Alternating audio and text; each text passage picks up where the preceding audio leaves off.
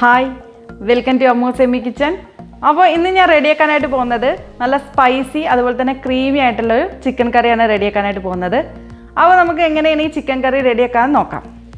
അപ്പോൾ നമുക്ക് ചിക്കൻ കറി ഉണ്ടാക്കാൻ ആവശ്യമായിട്ടുള്ള ഇൻഗ്രീഡിയൻസ് എന്തൊക്കെയാണ് നോക്കാം. 1.5 കിലോ ചിക്കൻ കഴുകി നീറ്റാക്കി എടുത്ത് വെച്ചിട്ടുണ്ട്. 2 സവാള കുഞ്ഞ് പീസായിട്ട് അരിഞ്ഞെടുത്തിട്ടുണ്ട്. പിന്നെ ഒരു 2 തക്കാളി എടുത്ത് വെച്ചിട്ടുണ്ട്. 1 ടീസ്പൂൺ പെരുംജീരകം, 1 കഷ്ണം പട്ട, 2 കരയാമ്പൂ, ഒരു 2 ബേ ലീഫ്, പിന്നെ ഒരു 2 ഏലക്ക, ഒരു 4 വറ്റൽമുളക്. ഇനി നമുക്ക് ആവശ്യത്തിന് പൊടികൾ പറയാം. ഞാൻ മഞ്ഞൾപ്പൊടി വേണം, മുളക് പൊടി വേണം, ചിക്കൻ മസാല വേണം, പിന്നെ കുരുമുളകിൻ്റെ പൊടി വേണം, ഗരം മസാലയും വേണം. അളവ് ഞാൻ ചിക്കനിലേക്ക് ചേർക്കുമ്പോൾ ഞാൻ അളവ് പറയാം. പിന്നെ ഇഞ്ചി വെളുത്തുള്ളി ചതച്ചതും വേണം, പുതിനയും, ആവശ്യത്തിന് ഉപ്പ്. അപ്പോൾ നമുക്ക് എല്ലാ ഇൻഗ്രീഡിയൻസ് വെച്ചിട്ട് എങ്ങനെയാണ് നമുക്ക് ഈ ചിക്കൻ കറി ചെയ്തെടുക്കാൻ നോക്കാം. ഇനി നമുക്ക് ചിക്കൻ ഒന്ന് മാരിനേറ്റ് ചെയ്തെടുക്കാം. അതിന് ഞാനൊരു പാത്രം എടുത്ത് വെച്ചിട്ടുണ്ട്. ഇതിലേക്ക് നമുക്ക് ഓരോ പൊടികൾ ചേർക്കാം.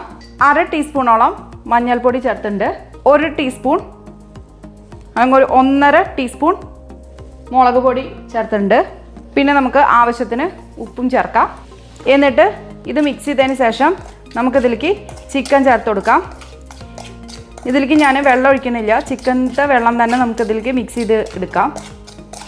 ഇനി നമുക്ക് എടുത്ത് വെച്ച ചിക്കൻ ഇതിലേക്ക് ചേർത്ത് കൊടുക്കാം. ഇപ്പോൾ ഞാൻ ചിക്കനെ നന്നായിട്ടൊന്ന് മാരിനേറ്റ് ചെയ്തെടുത്തിട്ടുണ്ട്. ഇത് നമുക്കൊന്ന് 20 മിനിറ്റ് റെസ്റ്റ് ചെയ്യാനായിട്ട് വെക്കാം. അപ്പോഴേക്കും നമുക്ക് മസാല റെഡിയാക്കാം.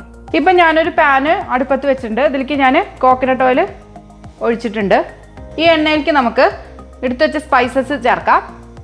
1 ടീസ്പൂൺ പെരുംജീരകം, ഒരു 4 വറ്റൽമുളക്, 2 ഏലക്കായ, ബേ ലീഫ്, 2 കരയാമ്പൂ, പട്ട. ഇത് നമുക്ക് ചേർക്കാം. ഇപ്പം ഇതിൻ്റെ റോ സ്മെല്ലൊക്കെ മാറിയിട്ടുണ്ട്. ഇനി നമുക്കിതിലേക്ക് ഉള്ളി ചേർക്കാം. ഞാൻ 2 സവാള എടുത്തിട്ടുണ്ട്. ഈ 2 സവാളയ്ക്ക് ഞാൻ പകുതി സവാളയാണ് ഇപ്പോൾ എടുത്തിട്ടുള്ളൂ. കുറച്ച് സവാള ഞാൻ മാറ്റി വെച്ചിട്ടുണ്ട്.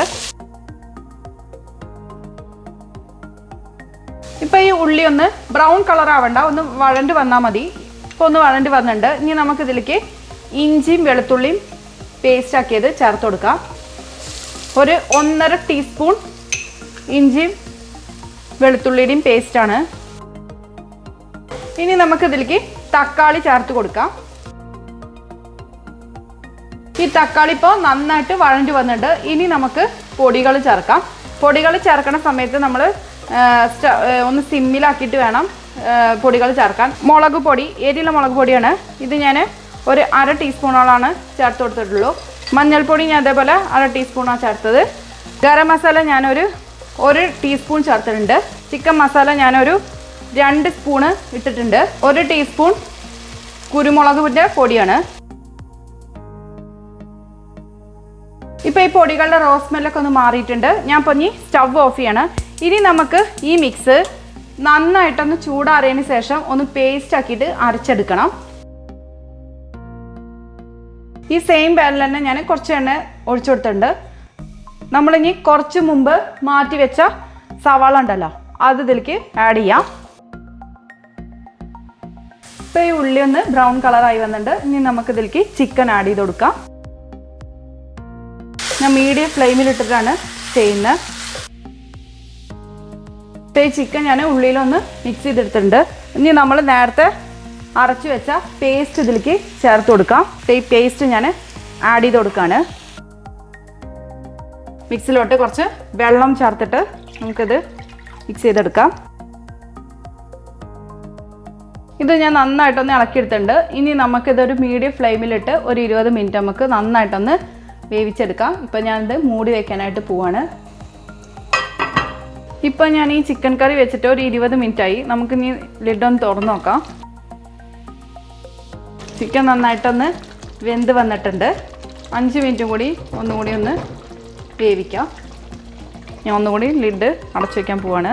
ഇപ്പോൾ ഒരു 5 മിനിറ്റ് കഴിഞ്ഞിട്ടുണ്ട്. ഇനി നമുക്ക് ഈ ലിഡൊന്ന് ഓപ്പൺ ചെയ്ത് നോക്കാം.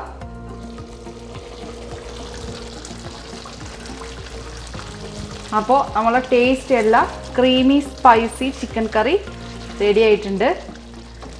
കണ്ടോ, നന്നായിട്ട് എണ്ണയൊക്കെ തെളിഞ്ഞ് വന്നിട്ടുണ്ട്. കറക്റ്റ് കുറച്ച് നല്ല തിക്നെസ്സോടുകൂടി നല്ല ക്രീമി ആയിട്ട് വന്നിട്ടുണ്ട്.